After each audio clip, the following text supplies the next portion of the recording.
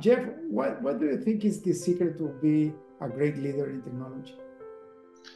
I think it's learning, right? So I think it's curiosity and learning. I think if you look, you can academically read of all the different kinds of great companies and why they've succeeded. I think that constant learning as a technology leader, it's all ever evolving, and not only just learning technology, but also learning, where the business is going, where your market is going, and then having that curiosity to dig in and then find solutions to deliver on those different outcomes.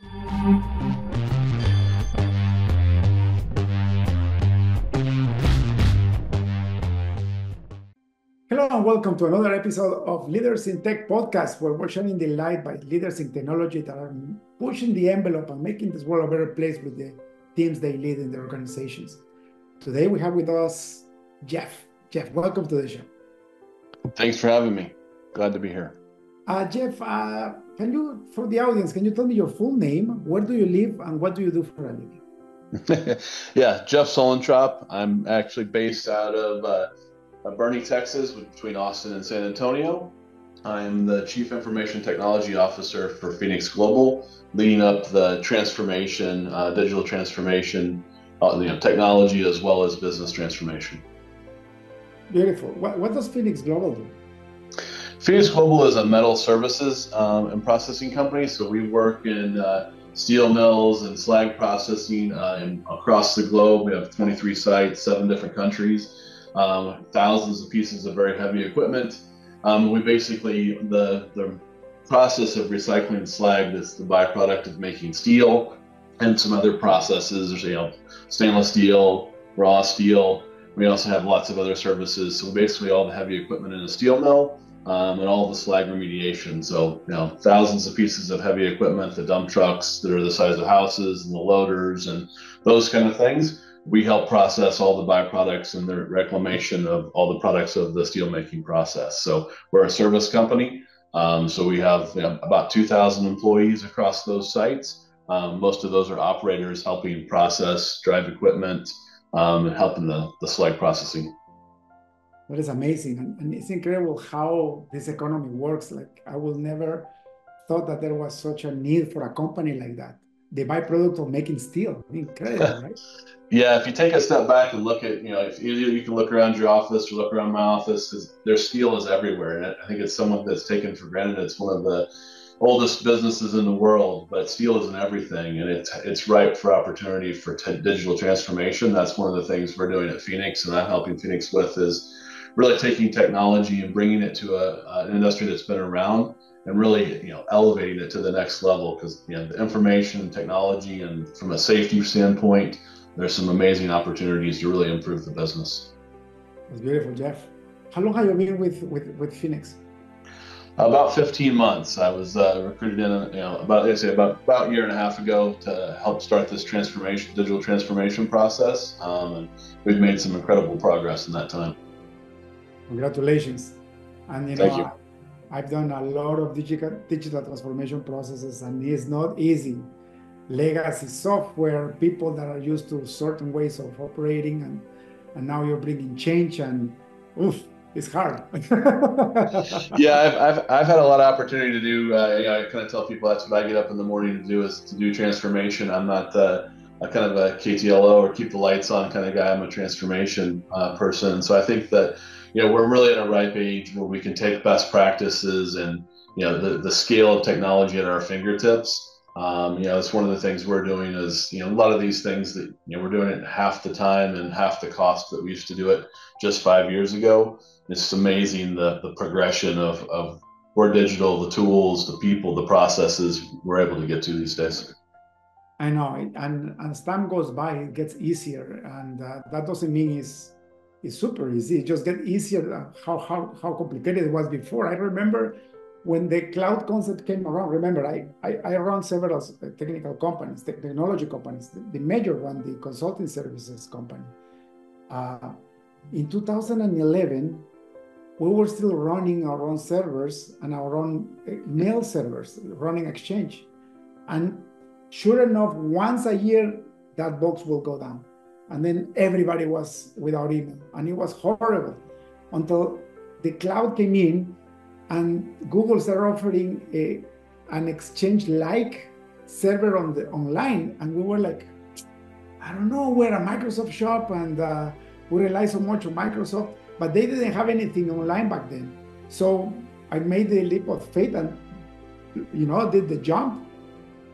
The best decision we ever made. The server never came back. If you look at my total cost of ownership went down by half. The only problem is that now that service is legacy because now Microsoft has something much better, but we don't have the justification to jump back to Microsoft. No, absolutely. No, I think that's the thing is speed is the new currency and ability to be the overused word is being agile, but really learning to be an agile business because the only thing guaranteed, right, is change. And so being able to, I think that's probably the biggest piece. It's not really the technology. We can guarantee the technology will change week to week and it's getting day to day, right? But, building the muscle internal to a company that can absorb those changes, can test changes, can really bring us business problems. We bring and help deliver business outcomes and change the conversation. So often, we've talked about, hey, I want this, or I want a cloud, or I want this kind of technology, but we're talking outcomes, talking in, the speed of business, and really delivering those and building that muscle of changing fast. I think that's the winners and the losers. And as we go forward in business is really a pace of learning and a pace to absorb that change. And really, I think that's probably our biggest task as technology leaders these days is helping the business prepare for that change and change the conversation around what are those big outcomes, and don't be afraid to do we used to say 10x, but now we're talking 100x improvements, because there's no concern from a technology scale perspective anymore. And that's the thing, Jeff. If people are not aware of these changes and they say, oh, I'm fine the way I am, they don't realize that their competition is doing 100x changes and they're going to be obsolete. I actually wrote a book about AI last year for business people to open their eyes and realize that if they don't take advantage of the changes in technology, just because nothing is broken, pretty soon they will have nothing to fix because they will have nothing. They will have no business. Right? 100%. No, I mean, people say, oh, how can you add AI to running a bulldozer or a dump truck? We're deploying visual learning models, AI models with cameras and these heavy off-road heavy equipment that's going to improve safety by huge measures, where the visual models can see, hey, the person outside the truck is not wearing their hard hat or their PPE, and you can actually action that, or it can see if the driver is distracted or drowsy, and it has a voice that will come over and give direction, real-time coaching. That ups our safety level, but it also ups our competency level. And that's just one of, we have a couple dozen things that the AI can help coach real time of every single cab of every single truck. So when people say, hey, whether you're digging a hole or you're flying a spaceship, there's opportunities. Remember, Jeff, when you were in primary school and you had a math test and you were not allowed to bring your calculator? So listen to this story. My granddaughter just told me on the weekend that she's not allowed to bring her cell phone anymore or her tablet because they caught half the school cheating with ChatGPT for their essays. So they're letting an AI robot write their essays. Yeah, I have a very favorite example. I have, when my daughter was fairly young, she asked one of the electronic assistants. She was having a conversation with my wife, and my daughter at the time, I think, was 5 or 6 years old, and my wife said something. My daughter says, "That's not correct." And she asked the digital assistant, about a date or a question. Digital assistant said, "This is the date." Answer, and real-time fact checked my wife with a digital assistant at 5 years old. So you can imagine, it's a great example of, it's integrated everywhere, right? And the fact that, a 5-year-old had enough, already has it ingrained in their brain to use a digital assistant to fact check and speed decision making. Just a great example of where we're going. Amazing, Jeff. So thank you for your time, for being here. Being able to take ownership of such a high level leadership role in a large organization like yours takes a lot of years of experience, failures and successes. So let's look back at your life. Did you go to computer science school, or why are you in technology? I'm not a traditional technologist. My primary education is industrial engineering, and I found myself, I interned as a manufacturing engineer and got the really good fortune to be in a very large Emerson Fortune 100 company at the time as a manufacturing engineer. But it was complete TQM back in the day, total quality management, but basically using statistics and decision making and using technology to evolve and really, really leveraging continuous improvement. So I got very lucky as an industrial engineer and found myself, after interning, I worked for a consumer products company, and technology was just really ramping up. And I found myself, as an industrial engineer, getting business problems and being very adaptive, kind of finding technologies that sped the delivery of that. Fast forward, I went from, I guess, my first job out of university to running a supply chain and kind of more industrial engineering things. My second job was in IT, and I've been in IT ever since. And basically doing that same thing is taking business problems and solving them quickly and very efficiently. And to today, where it's more of an entrepreneurial pursuit of really, I see as a technology leader, delivering value, not only just proficient, being more efficient, but also revenue. We decided to get off a conversation. We were talking about how IT can deliver services that are revenue generating. So there again, it's just much more an advanced version of delivering the business value, leveraging technology. And so I've continued that over the last 20 plus years. It's amazing, Jeff. How was the transition? Like, you never expected to be in IT when you graduated from industrial engineering. When you got your second job, how did they put you in technology, knowing that you were an engineer? It was one of those things that I kept solving business problems from, the consumer products company was getting chargebacks for EDI, and no one in the IT team at a small company couldn't figure out how to fix it. And I was luckily young enough in my career and fairly technology astute, and kind of that continuous improvement. And there's no sacred processes or sacred things. It's kind of ingrained to you as an industrial engineer to question everything and kind of have that beginner's mindset. And so I would just go literally search and find technical solutions to find business problems.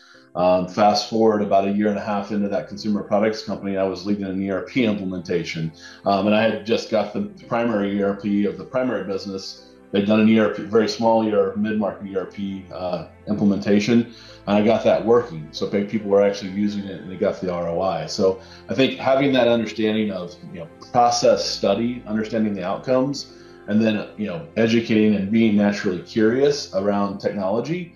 I am a technologist at heart there as well, because I am very curious and enjoy the technical side of the job. So I think that's combining those two things, knowing the outcomes, knowing how things work, and then knowing the technology space to deliver those solutions. So did you fell in love with the field, or you had your regrets leaving your industrial engineering background? No, I mean, I do a lot, I really put a lot into kind of people and personalities and studies, people's strengths and weaknesses, and especially doing lots of transformation, so much the psychology of this. I'm addicted to competition and accomplishment. Those are my two big strengths, things that really kind of jazz me up. And so, that accomplishment of delivering big benefits for the organization, that's why I got into industrial engineering is saving. And then as that progressed, I saw, where the opportunity is to grow revenue, which is 10x usually of process improvement. So I think that's the piece of it is I'm really enthused by the technology, but I'm most rewarded by the outcomes and really understanding those outcomes. And this, the larger the scale and the faster, that's, my personality is kind of fit for that. That's beautiful. I think we're meant to do certain things in life, Jeff. I'm a man of faith, and the Bible says that the Lord wrote a book about you before He created you, with all the stuff that you were supposed to do. It's up to you if you want to do them or not, but it's written. Because all of a sudden, just look at my story. I wanted to become an airplane pilot for the Air Force, and I went to military school for 2 years to do that. And in the middle of that, I found computers, and I fell in love with computers, and here I am. 40 years later, like you, right? You went to go industrial engineer and you became you became a senior leader in technology, right? Yeah, no, I think it's, if you asked me back before then, I was either going to be a race car driver or a mechanical engineer building race cars. So, I think it's still the love for things mechanical and understanding how things work. But I tend to agree with you. It's, a lot of those things is, I've had very great opportunities and blessed to be in the right place at the right time to really get in some great companies that really focused on learning. And I think that path just kind of unfolds, with some hard work. How did you land into leadership? What was your first opportunity to take ownership of a project and have people that you were responsible for? I've been a manager or a leader since I was in my teen years. So I've been working, like I said, a W-2 job since I was 13. And when I was in high school, I worked at a fairly large place that had lots of other teenagers that worked there, restaurant and dock, and so I managed a shift of people there. My father comes from a leadership background, and so I think it was kind of naturally ingrained. A lot of those. My father's an entrepreneur. My mother's an entrepreneur. Owned their own businesses. And I participated in those businesses as a young person as well. So I think it was naturally ingrained of leading people, understanding people, and delivering value and helping people succeed in their pursuits. Beautiful. Now, within the technology realm, how did you get the opportunity? I think that's probably as being naturally curious. A lot of times I went from I made a pretty big leap when I was at Nike doing a large scale SAP implementation. I was a senior business analyst, but there was some processes that were broken, and I'd ask questions and I didn't see a good answer. And so I would inquire and I would ask for training and to really deepen my knowledge of and to help build better outcomes. And I took initiative and I saw a problem. Probably one of the biggest ones is I saw a problem and no one was coding a solution for it. And I went as a mid-level analyst and said, "Hey, I'd like $100,000 to fix this problem. I think it'll deliver about $5 million in savings." Because I ask, and I'm not, I guess I had no from my entrepreneurial upbringing.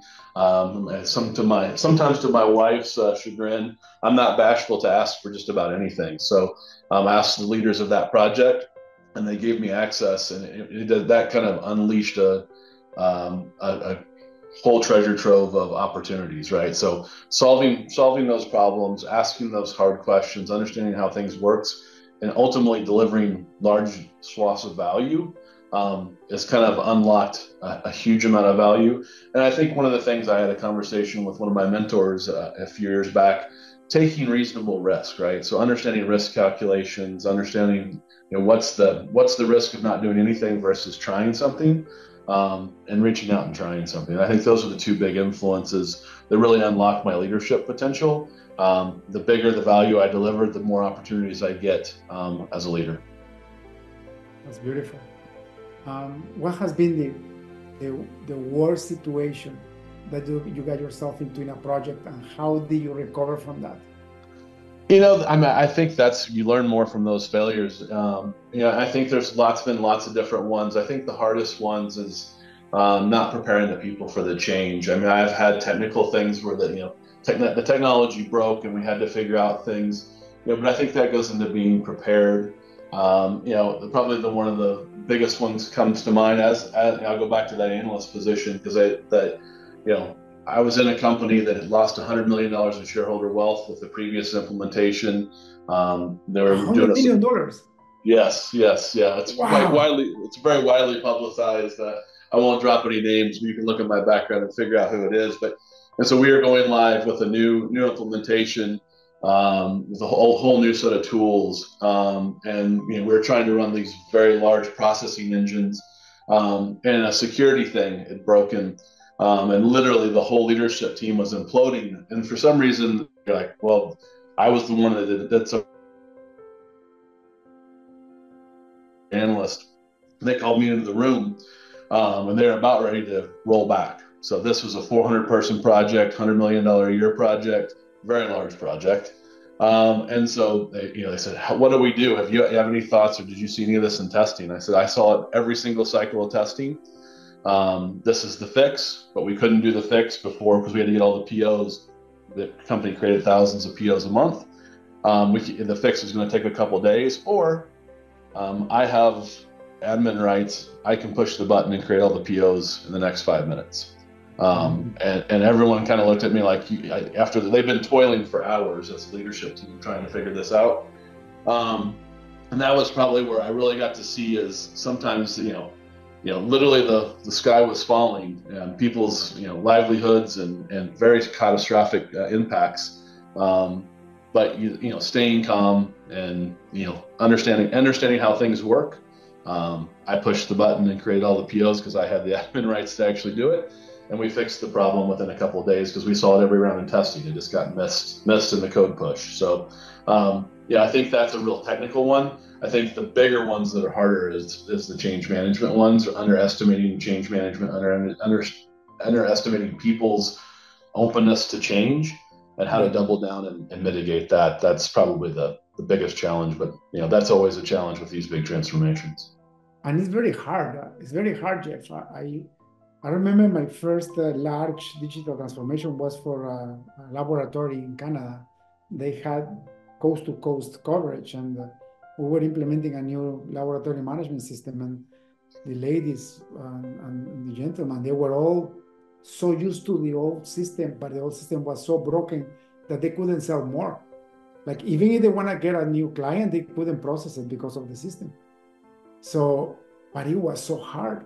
So you know what I ended up doing? I ended up, my team and myself, we were actually, we got into a plane and we went lab to lab, working with the people at the lab level, showing them the new system, providing support. Sometimes all they had to do just for a business analyst just to be there and show up and stay there for 8 hours and ask questions, answer questions. It was kind of ridiculous, but the morale that they felt. And also I saw a lot of, like, my team were reporting back to me a lot of deficiencies. We're talking about the year 2001, by the way, a long time ago. But they were reporting back to me, oh, if we change this button from this corner to that corner, we're going to save 3 seconds per this operation. They do it 100,000 times a day. And the savings were like, just by moving a button, just because somebody was at the shop level operating the software that we were building. Yeah, no, I'd say my best example, and I probably should have shared this one out of the gate when you asked the question, is the same consumer products company where I got to take on, I literally would get a new department almost every month by delivering improvements. I'll date myself as well, as year 2000, and they had a custom job shop application. A lot of it was handwritten. No one thought it would survive over the year 2000. Lots of hard-coded dates in it. So we deployed a new ERP. And long story short, it went live, and this was the first huge lesson in change management for me. It went live. Well, everyone came in, January 4th or whatever it was that particular year, and they tested to see if the old system did work. And I made a huge mistake. I didn't shut the old system off. Well, turns out it worked fine in 2001. And so literally, we had this big go live. Everyone was prepared and trained, and the whole organization. Not a single person logged into it the first day or the second month. The old system didn't break. And mind you, the old system was twice as arduous, way more manual steps, very inefficient. It was terrible for every reason you would want to get off of it as a user. But because that's what they knew, that's what they did. And so I have a very strong, even with my teams today, they probably hear this more than all. That's a very good lesson. Burn the boats. If you've tested it, it works. No matter how much better it is, human nature is, you take the same way to work every morning, right? So it's very similar. So you have to make provisions to really, and that was a really good lesson for me. I didn't do enough change management out of the gate to make that change. But human nature is not for change. I know, it's funny because what you started this podcast saying, that change is what's the only thing that is constant. Mm-hmm. And we as humans are not, human race is amazing. One of the things the Lord said, you have dominion over the whole world. Every species in the world submit to humankind. But if you look at the human race, as in biologically speaking, we are the most vulnerable species on Earth. We are so vulnerable.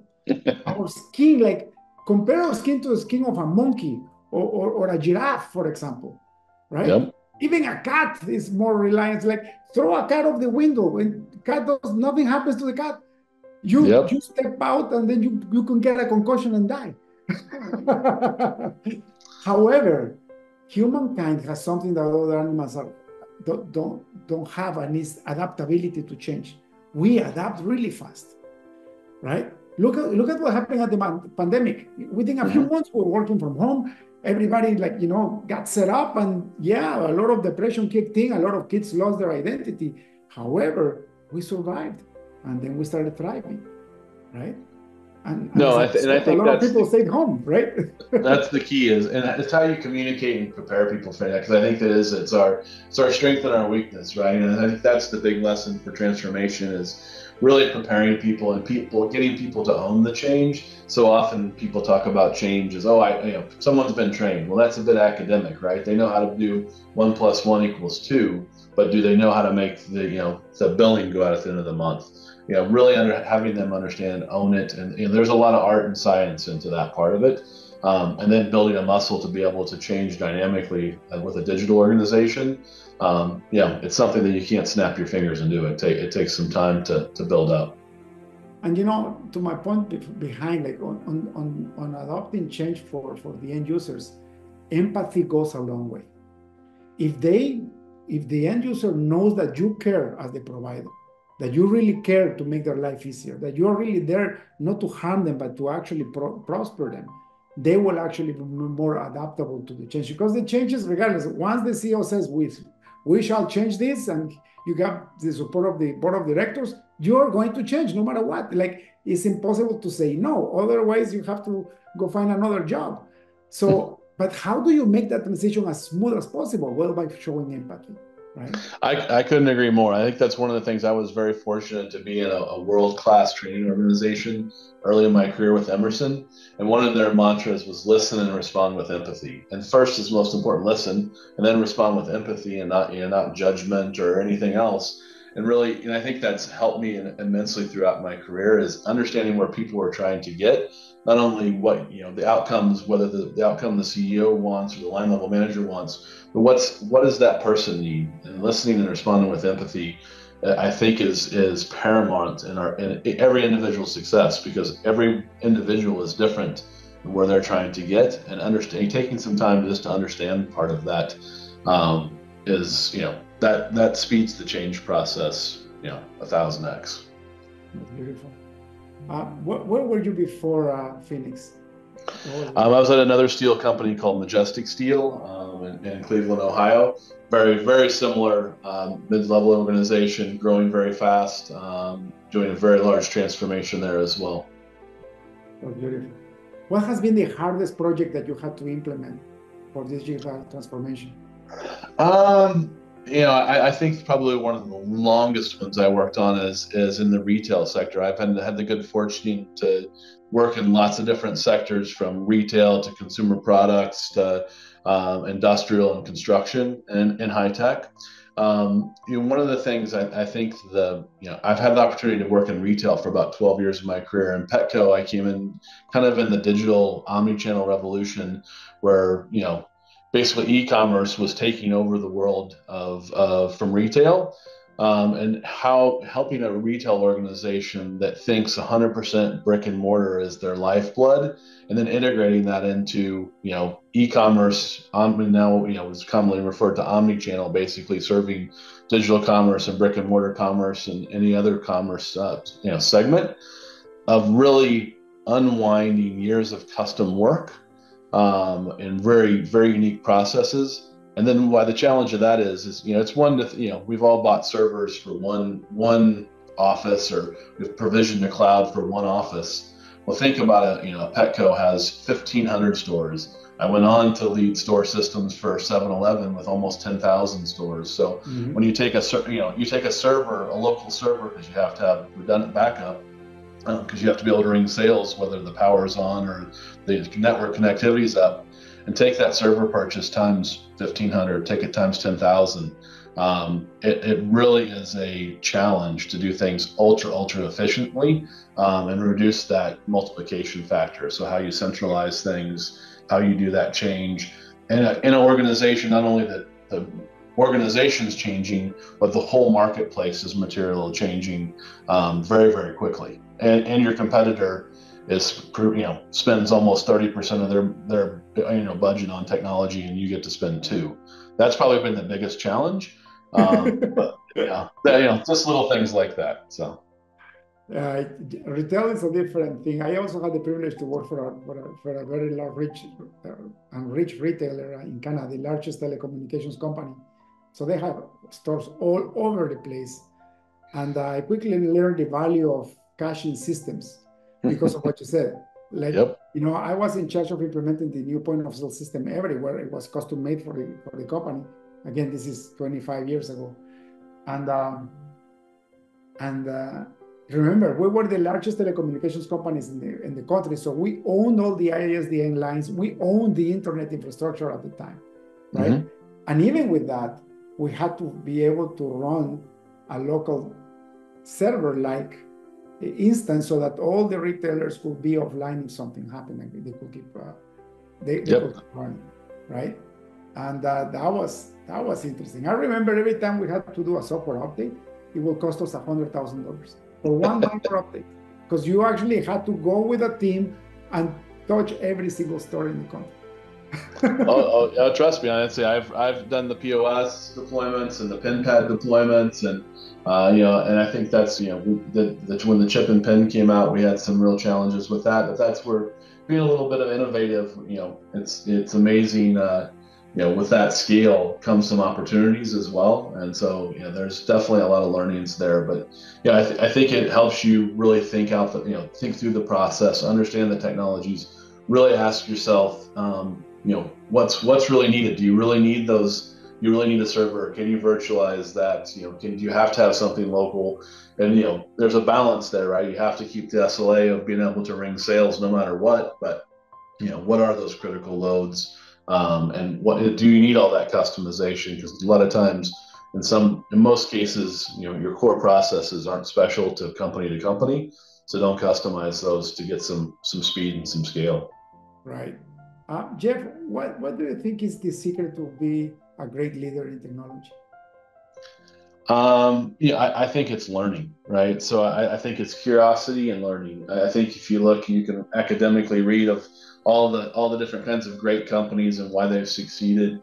I think that constant learning as a technology leader, it's all ever evolving, and not only just learning technology, but also learning where the business is going, where your market is going, and then having that curiosity to dig in and then find solutions to deliver on those different outcomes. So I think that's where I've seen pattern for most of the leaders that I've really been mentored by, is having that understanding, having a risk tolerance, and having that daring to especially for a transformation leader. You have to be willing to take some risk, learn some new things. And I think that's the beauty of where we're at today, though. With the speed and the scale, we can prototype things in days and prove out and do POCs versus 2-year-long projects to prove out, well, we missed the mark on that one. So the test and willing to test and learn, and not be afraid to fail at a small scale. You're right. I mean, nowadays, I think the risk of implementing something new is getting smaller and smaller by the hour, right? It's incredible what you can accomplish. Like I can see, for example, when AI came, I did a survey last year, and my team was using 40% of their code was already AI generated, which meant that I didn't have to hire more people this year. We're just producing more with the same people that we have, right? Amazing. And the prototyping is so much faster too. So just talking about the cloud, right? Like the access to the cloud just dropped your risks dramatically. I mean, your uptimes now, like, I remember saying, can you guarantee me that my server will be 99.9% up speed? And they never could say yes. But now you hire those services online and they are actually 99.9 service uptime, right? Yeah, it's amazing. The you still have to do some due diligence there, but I think that's the thing is that truly a startup that started yesterday can have the same scale as one of the largest companies out there, right? It's if with the basic processes, it's pretty amazing where we've come from a services perspective. For sure. Jeff, it's been almost 40 minutes, and I know that you're a busy executive. I want to respect your time. I'm going to ask you one last question.